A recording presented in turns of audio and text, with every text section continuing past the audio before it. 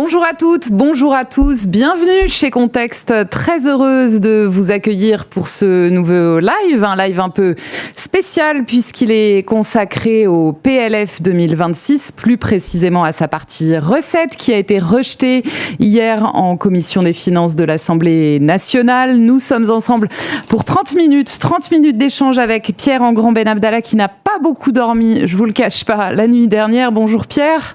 Bonjour Lucille, bonjour à tous. Pierre, tu es le spécialiste du projet de loi de finances de Contexte. Ensemble, on va se plonger dans ce PLF 2026, voir à quoi ressemble justement cette copie après son passage en commission des finances. Partie donc recette rejetée largement, on peut le dire, 37 voix contre 11. Est-ce qu'il faut craindre une nouvelle impasse dans l'hémicycle ? C'est la question qu'on se posera évidemment en fil rouge.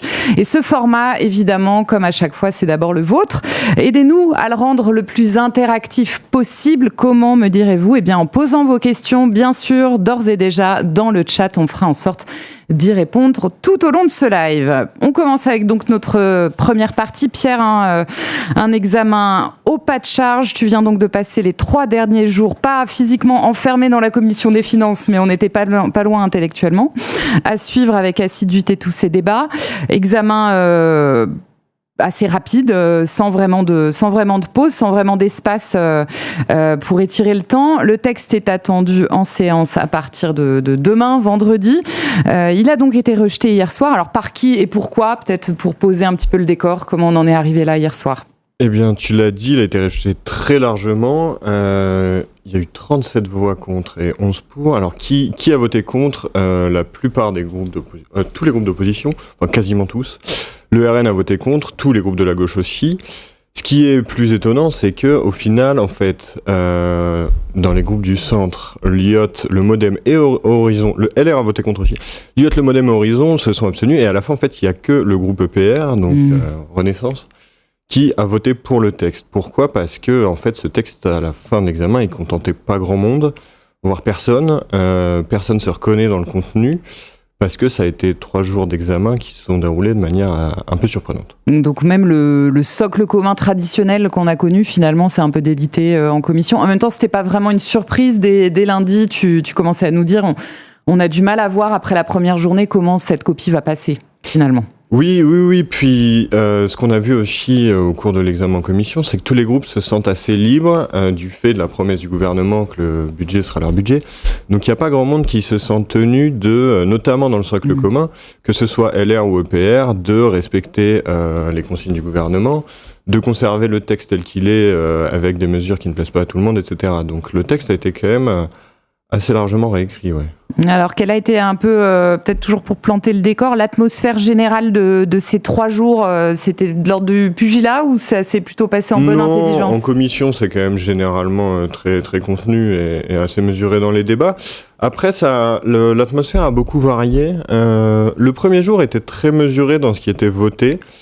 Assez étonnamment, par rapport aux années précédentes, on a vu assez peu de modifications substantielle du texte, notamment parce que le RN, contrairement aux années précédentes, a beaucoup bloqué les propositions qui venaient de la gauche, notamment en matière de fiscalité, et que EPR était très mobilisé, enfin les groupes du socle commun étaient très mobilisés, contrairement à l'an dernier. Et puis, très vite, cet examen très modéré a vite basculé dans une configuration assez illisible à partir du 2e jour, où on a vu adopter certaines des propositions fiscales de la gauche, d'autres venues de LR. Globalement, le texte a été beaucoup détricoté. Il y a énormément de mesures de recettes du gouvernement qui ont sauté. Et la plupart des députés ne parvenaient pas à dire quels enseignements il fallait en tirer, si ce n'est, comme je l'ai dit, que le texte ne convenait plus à grand monde au bout d'un certain temps. D'où cette issue hier aux alentours de 2h du matin. Voilà, on a été un petit peu fixés. Alors, il y a une question d'Anna qui nous demande si on peut préciser un petit peu le calendrier à partir de maintenant. Alors, effectivement, c'est toujours bon de peut-être faire un petit rappel sur les dates. Donc, l'examen en séance, il commence demain. Ouais, demain après-midi. Demain après-midi pour la partie recette. Et il va s'étirer jusqu'à quand ? Jusqu'au 3 novembre, au soir probablement. Le vote solennel sur la partie recette est programmé le 4. Et théoriquement, il me semble, j'ai pas les dates devant moi, mais que la partie dépenses dure jusqu'au 23 ou au 24. ce qu'il faut savoir, c'est que si la partie recette est rejetée en séance comme elle l'a été en commission, l'examen s'interrompt et le texte part directement au Sénat dans sa version initiale. Et pour le moment, c'est ce que certains députés craignent. Et on a toujours cette fameuse deadline qui est très spécifique au PLF. On est sur un temps quand même d'examen très contraint. Peut-être que tu peux nous rappeler un petit peu quel est l'état de l'art en la matière. C'est quoi un petit peu le cadre temporel qui est imposé aux députés pour examiner ce texte ? Il faut laisser 70 jours d'examen au Parlement, donc aux députés et au Sénat. Donc effectivement, les délais sont très contraints. D'autant que là le texte est arrivé très tard, ce qui a fait que pour respecter ces 70 jours d'examen, qui doivent arriver qui doivent laisser le temps aussi d'adopter le budget avant le 31 décembre, sinon là ça commence à poser problème. Là on voit que les députés travaillent dans des conditions qui sont encore plus difficiles que l'an dernier. Il y a très peu de temps pour travailler les amendements, très peu de temps pour les déposer, très peu de temps pour les étudier, ce qui donne parfois des cafouillages ou ce genre de choses-là. Et je crois me souvenir qu'on avait un rythme un peu qui était posé par Éric Coquerel, qui est le président LFI de la Commission des Finances, de 45 amendements à l'heure, donc il y a quand même une métrique, et qu'hier on est même passé à on accélère un petit peu, c'est classique. On passe à 70 par heure. Ouais, sur les dernières heures, on fait beaucoup plus vite parce qu'il faut finir dans les temps. Ouais. Bien sûr. Alors, est-ce qu'au bout du compte, c'était une crainte notamment des oppositions, c'est un terme sur lequel on va revenir ensemble, mais est-ce qu'au bout du compte, on a obtenu ce fameux budget Frankenstein qu'on craignait au départ ? Alors, je sais que tu n'aimes pas forcément l'expression, et sinon, pourquoi ? Si oui, pourquoi ? Ça dépend de ce qu'on entend par budget Frankenstein. Si c'est ce qui avait été décrit l'année dernière, c'est-à-dire un budget NFP compatible avec énormément de hausses de recettes et de nouvelles taxes qui sont comprises, c'est pas ce qu'on retient du texte qui sort de la commission, qui est sorti cette nuit de la commission, puisque la gauche a quand même échoué à faire passer un grand nombre de ses propositions fiscales, contrairement à l'an dernier où on se rappelle qu'elle avait voté le texte auquel s'était opposé le socle commun et le RN. Là, cette année, c'est absolument pas le cas. La gauche est assez déçue, malgré quelques victoires en matière de fiscalité. Elle considère que le compte n'y est pas du tout. Par contre, si par budget Frankenstein, on entend un budget qui fait peur à tout le monde, oui, aujourd'hui, il n'y a personne qui est satisfait de la copie qui sort de la commission, ça c'est sûr. Et personne ne juge que le budget est crédible ou qu'il pourrait être voté. Ouais. Alors même EPR qui a pourtant voté le texte hier soir. Oui, c'est assez difficile de comprendre pourquoi ils l'ont voté. Ils ont mis en avant la satisfaction d'avoir fait baisser la part de hausse de fiscalité dans l'effort budgétaire. Maintenant, personne ne doute qu'ils voteraient pas cette copie-là. Enfin, peut-être que si, mais en tout cas, ils n'étaient pas totalement satisfaits non plus, ça c'est sûr. Alors, j'avais envie de te demander, qu'est-ce qui était vidé un peu concrètement du texte du gouvernement ? En gros, sur quel article un peu emblématique on a observé une levée de bouclier dans le PLF, il y a de mémoire, mais tu me corriges évidemment si je me trompe, une quarantaine d'articles qui ont été étudiés. Il y en a certains qui sont un peu plus symboliques que d'autres, de fait. Oui, symboliques, je sais pas, mais en tout cas qui sont vraiment clés dans la réduction de l'effort de déficit, en fait. Et c'est là où ça risque de poser problème, c'est que les députés ont fait sauter beaucoup de recettes nouvelles qui étaient notamment liées à des nouvelles taxes ou à des rationalisations de niches fiscales. Et là-dessus, on a vu vraiment un nombre assez important d'articles clés du texte sauter. On pense notamment à l'article qui réforme l'abattement de l'impôt sur les revenus en faveur des retraités, qui est un article très politique. Et ça qui doit rapporter 1,2 milliard d'euros qui a sauté. Il y a énormément de réductions de niches fiscales, notamment sur les affections longue durée, sur les frais de scolarité, sur les biocarburants sur lesquels les députés sont revenus. Il y a tout un tas de taxes, la taxe sur le vapotage, la répercussion de la taxe plastique sur les éco-organismes qui ont aussi été faites sauter. Et puis même les économies sur les collectivités, les députés sont revenus dessus aussi. Donc à la fin, la note est quand même alourdie par ce détricotage des mesures du gouvernement. Ouais. Elle a été chiffrée pendant le débat, notamment. Oui. Alors, il y a eu des chiffrages pendant le débat, mais est-ce qu'on a une idée un petit peu de l'enveloppe ? C'est difficile à savoir parce que le chiffrage comprend aussi les nouvelles mesures votées en recettes qui probablement, on ne sait pas ce qu'elles vont devenir en séance, comprend aussi d'autres niches fiscales qui ont été créées. Donc c'est compliqué. Ce qui est sûr, c'est le rapporteur général a estimé que la copie avait été alourdie de 7 milliards d'euros. On sait que là, en tout cas, l'effort de réduction du déficit, il a pris un sacré coup. Après, on retient aussi qu'il y a beaucoup de mesures qui ont fait l'unanimité contre elles et qui, là, pour le coup, vont être compliquées pour le gouvernement à tenir, ne serait-ce qu'en séance, mais même après. Alors, lesquelles, par exemple ? On voit sur les niches fiscales, les affections longue durée, les frais de scolarité. Sur l'année blanche, on sent que ça va être très compliqué. L'abattement sur les retraités, ça va pas être simple non plus. Enfin, il y a quand même vraiment beaucoup de sujets sur lesquels on a vu les groupes très opposés et qui vont être assez compliqués à conserver pour le gouvernement, et on se demande bien comment il va faire. Ouais, ce qui va être très intéressant, évidemment, à observer en séance, et compter sur nous pour continuer à le faire dans les jours, les semaines à venir. N'hésitez pas à nous questionner en direct si vous avez besoin de précision, d'interrogation, de profiter de l'expertise de Pierre qui est avec moi ce matin. C'est vraiment un format qui est fait pour ça, donc je vous invite à le faire, n'hésitez pas. J'ai envie de t'interroger sur la posture. Alors, on attendait un petit peu de voir comment allaient justement se positionner les oppositions, notamment le Rassemblement national. Finalement, voilà, quelle posture il a adoptée en commission des finances, si on pouvait la résumer. Est-ce qu'il était un peu plus sage que l'an dernier ? Est-ce que tu as noté un changement ? Alors ça, là aussi, ça a un peu varié. Le premier jour, les députés, notamment du Bloc central et de la gauche, disaient être très surpris par la prudence du RN dans ses votes, notamment, et par un virage assez libéral, assez pro-business des députés, qui refusaient beaucoup de hausses d'impôts que par ailleurs ils avaient souvent voté l'an dernier.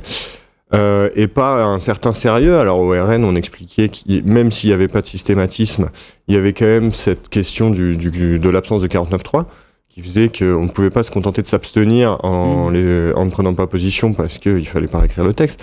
Après, à la fin, ils ont aussi fait passer beaucoup de mesures qui ont énormément énervé le bloc central. On pense à la surtaxe tonnage, l'impôt consolidé sur les multinationales, une surtaxe sur les dividendes. Enfin, il y en a quand même eu quelques-unes qui sont passées au fil de l'examen. Oui. Alors, on a une question de Louise, merci à elle de la poser, qui nous demande de faire un petit point, j'espère qu'on pourra lui répondre, sur le crédit impôt recherche, le CIR. Ça fait partie des choses qu'on suit, notamment notre verticale tech qui s'y intéresse beaucoup, qui préoccupe beaucoup l'industrie. Alors quel est son sort à l'issue du passage en commission ? Qu'est-ce qui s'est passé pour le CIR ? Un peu à l'image de la partie recette en général, ça contente pas grand monde, puisque la gauche trouve qu'il n'a pas été assez touché. Alors il y a beaucoup d'amendements de réformes qui ont été rejetés, les plus gros. Il y en a quelques-uns, deux, il me semble, qui ont été adoptés. L'un pour conditionner le CIR, notamment à des questions d'emploi et de délocalisation. Et l'autre pour réformer le mode de calcul du crédit d'impôt au niveau du groupe et plus de la filiale. Mais rien que ça, dans la droite et le bloc central, certains députés trouvent que c'est trop. Donc il va falloir voir comment ça évolue en séance, parce que sur cette question-là, comme sur celle des niches fiscales en général, la gauche a très envie d'avancer et espère vraiment pouvoir raboter la niche fiscale la plus coûteuse aujourd'hui. Alors, deux questions qui se recoupent, celle d'Anna et celle de Yessine, qui nous demandent nouvelle question sur les délais. Peut-être qu'on va faire un peu de pédagogie avec toi, Pierre. Quels sont les délais pour déposer des amendements en séance, j'imagine ? Voilà la question de Yessine et Anna. Comment ça se passe à partir de maintenant ? Alors, mauvaise nouvelle, ils sont expirés ce matin à 9h. En gros, les députés avaient jusqu'à ce matin 9h pour déposer leurs amendements. D'ailleurs, ils commencent à être séance. mis en ligne, si vous voulez les regarder sur notre outil scan. Là, pour la séance, c'est déjà trop tard. En revanche, on peut peut-être préciser ce qu'il en est pour le gouvernement, qui n'est pas tenu à la même règle, évidemment. Le rapporteur général a moins de limites. Je ne sais plus exactement lesquelles, mais il peut déposer beaucoup plus tard. Et le gouvernement n'a aucun délai et peut déposer n'importe quand, même 5 minutes avant l'examen de l'amendement. Merci beaucoup. J'espère que ça répond à vos questions, Anna et Yessine. Malheureusement, donc c'est trop tard si vous attendiez, si vous espériez pouvoir déposer un amendement par l'entremise d'un parlementaire. Ce n'est plus possible depuis 9h ce matin, mais effectivement, je vous recommande d'aller voir notre outil Scan qui vous permet vraiment de suivre en temps réel la procédure législative, l'examen du PLF à toutes ces étapes. Et vous avez vraiment un outil là qui est de grande qualité que je vous recommande vivement. On vous partage évidemment le lien et toutes les infos dans le chat. Alors, on a parlé du Rassemblement national. Je vais me tourner un petit peu vers la gauche.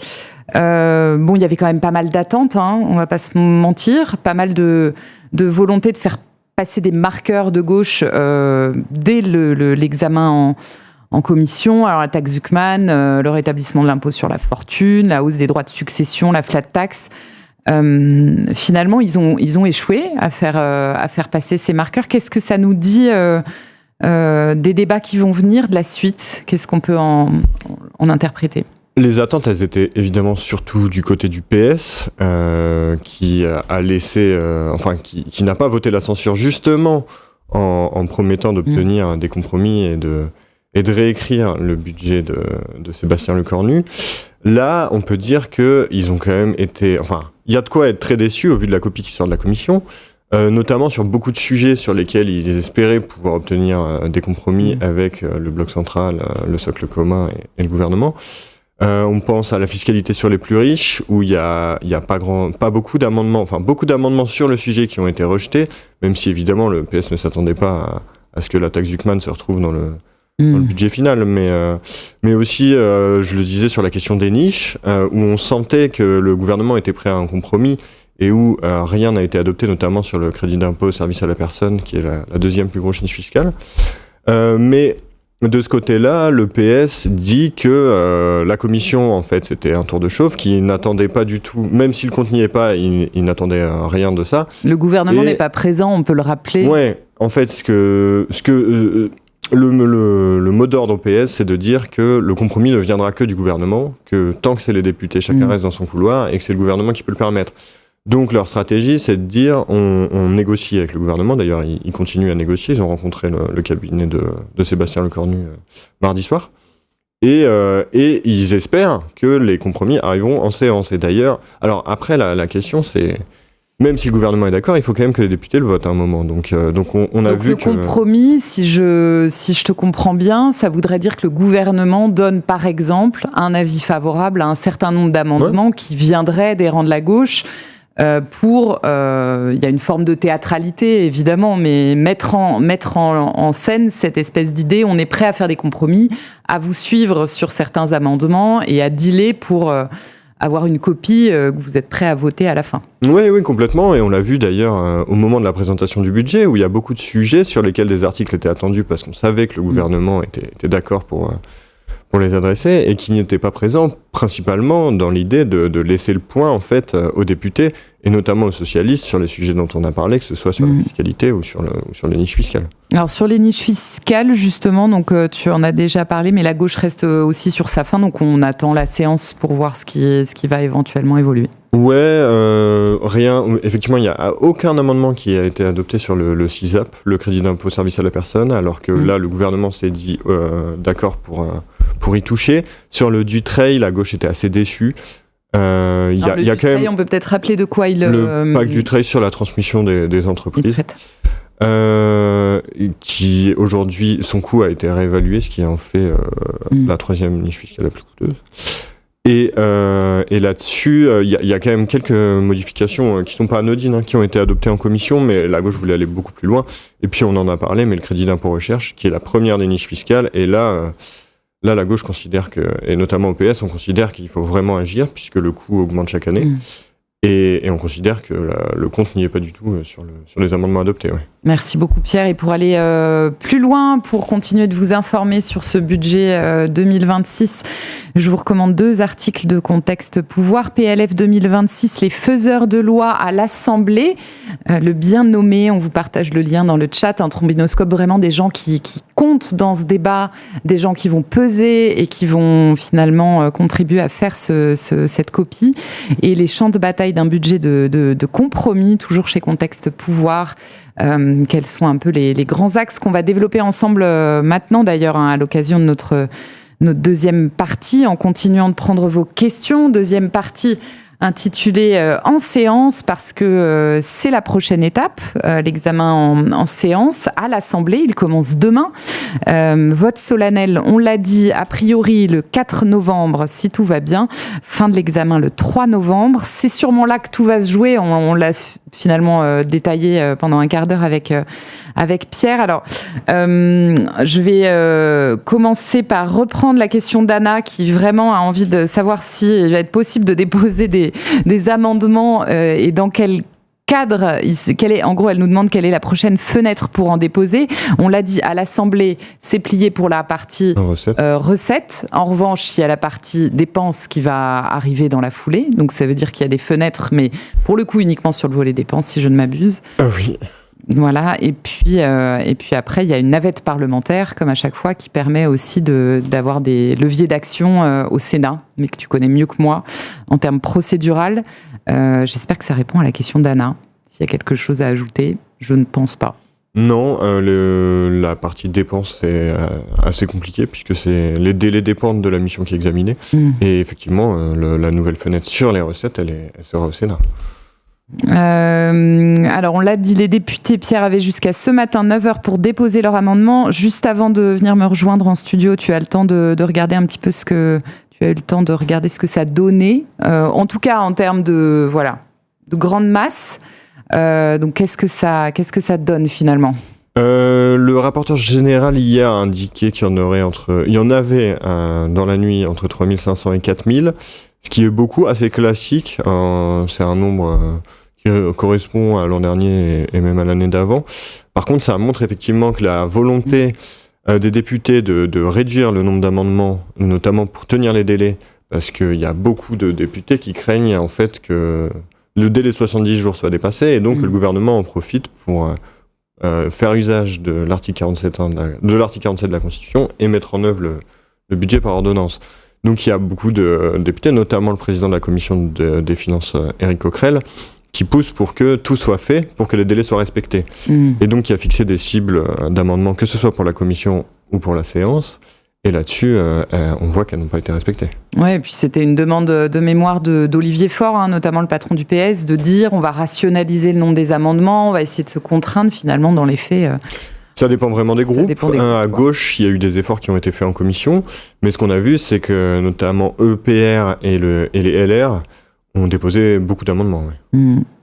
Alors avec Garance Tournillon de Contexte Pouvoir, Pierre, vous avez suivi donc ces débats ensemble, vous avez identifié, je le disais, plusieurs champs de bataille du PLF. Le premier, vous l'avez appelé la taille du ring. Qu'est-ce que c'est ça?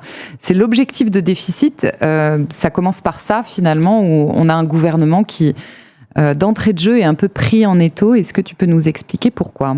Oui, en fait, l'objectif de déficit, c'est un peu le cadre du débat, c'est la cible à respecter. Et là-dessus, encore une fois, il n'y a pas grand monde qui est d'accord. À gauche, on considère que l'objectif initial de 4,7 est vraiment trop dur, qu'il aurait un effet récessif, et donc on propose d'étaler l'effort pour pouvoir avoir moins d'économies à faire. À droite, par contre, on considère qu'il faut vraiment tenir le 4,7 parce que il y a une trajectoire à tenir, notamment vis-à-vis des partenaires européens et de Bruxelles. Et là-dessus, le gouvernement est un peu embêté parce qu'il faut contenter tout le monde. Et donc, pour le moment, la position, c'est que Sébastien Lecornu a fait comprendre que la limite était en fait fixée en dessous de 5%, mais ce qui ne convient pas du tout à certains groupes de droite. Alors après, on verra comment ça évolue. Effectivement, il y aura forcément un compromis qui devrait être trouvé là-dedans, mais ça fait que les débats sont quand même assez cadrés. Ouais. Assez cadrés, effectivement. Question de Gaël. Alors on va prendre un peu on va pas faire de la politique fiction, mais on va essayer de poser les scénarios des prochains jours, dans la mesure où on est capable de le faire. Alors Gaël nous demande si la partie recette est rejetée à l'Assemblée, elle va donc partir de fait au Sénat dans la version initiale du gouvernement. Quelle perspective cela donne pour la suite? Ça, c'est la question de Gaël. Et une autre question peut-être qu'on peut creuser, que tu as commencé à aborder, Pierre. il existe un monde où le gouvernement pourrait effectivement décider à un moment donné de passer par ordonnance, même en ayant écarté le 49.3, ce qui est le cadre aussi du débat tel qu'il est posé aujourd'hui. Alors est-ce qu'on peut répondre à Gaël sur les perspectives et ce que ça peut nous dire du Sénat ? Oui, alors sur le rejet de la partie recettes, auquel certains députés jugent crédible à l'Assemblée, il faudra voir effectivement comment se passe la séance. Mais l'an dernier, c'est ce qui s'est passé en fait, pour les mêmes raisons qu'en commission cette année. L'an dernier, la partie recettes a été rejetée et donc le texte initial est directement parti au Sénat. Ce qui, en fait, a eu pour conséquence que le Sénat a pu le réécrire à sa guise, et ensuite, c'est la commission mixte paritaire, la CMP, qui a pris en main le budget et a trouvé un compromis, en fait, assez facilement, entre les groupes du socle commun qui contentaient tout le monde. Là, c'est très difficile à dire, il n'y a pas grand monde qui sait, il n'y a pas grand monde qui voit non plus quelle issue trouver pour faire adopter ce budget. Maintenant, il reste encore beaucoup de temps. Il y a la séance sur laquelle certains députés espèrent encore qu'un compromis pourrait être trouvé et qu'un texte pourra être réécrit d'une façon qui convienne au plus de gens possible pour qu'il soit adopté. Maintenant, il y aura le Sénat qui pose beaucoup de questions parce que les sénateurs sont beaucoup moins en soutien du gouvernement que l'an dernier. Et puis, la commission mixte paritaire où la même question se pose. Et enfin, il y a la question des outils, on en parlait, les ordonnances. Oui. Les ordonnances, oui, c'est une crainte de députés, c'est politiquement ce serait assez inflammable. Après, c'est une possibilité qui existe pour le gouvernement. S'il voit que les délais sont dépassés ou que son budget ne peut pas être adopté, la Constitution permet effectivement, donne la possibilité au gouvernement de le mettre en œuvre par ordonnance. Ça n'a jamais été fait. Il y a un certain nombre... sur la base de sa copie initiale, oui. C'est une sorte de super 49.3 quand on est hors délai. Alors le 49.3 permet quand même de retenir les amendements, ce qui là n'est pas possible, visiblement, en tout cas ce que dit le gouvernement. Il y a quand même certaines incertitudes autour des recours possibles. En fait, ça n'a jamais été fait, donc qui sont soulignés par le secrétariat général du gouvernement. Maintenant, effectivement, la possibilité, elle existe. Elle fait peur aux députés, mais le gouvernement pourrait tout à fait le faire. Maintenant, politiquement, c'est compliqué aussi. Alors, une autre question de Yessine. Tu en as abordé quelques-uns déjà, mais sur quels amendements est-ce qu'on sait que le gouvernement pourrait apporter son soutien au PS? Est-ce qu'on a une idée un petit peu des amendements qui pourraient faire l'objet d'un compromis? Le gouvernement, effectivement, a fait des clins d'œil appuyés au PS ou à d'autres groupes, parce que de toute façon, il faut aussi que tout le monde s'y retrouve, notamment dans le socle commun ou chez LR, qui pareil, est assez difficile à convaincre en ce moment. Donc, il y a la question pour le PS de la fiscalité, des niches fiscales. Il y a pour le MoDem et LR, pour beaucoup de députés, visiblement le gouvernement est prêt à bouger sur le logement. Il y a beaucoup de sujets effectivement de compromis comme ça qui ont été esquissés par le gouvernement. Ouais. Et qui sont en négociation, on le comprend en t'écoutant, en parallèle. Il y a deux espaces qui cohabitent finalement. Il y a ce qu'on voit en séance, il y a les négociations en parallèle notamment avec les services de Matignon. Alors, question de Johan qui nous demande aussi que se passerait-il.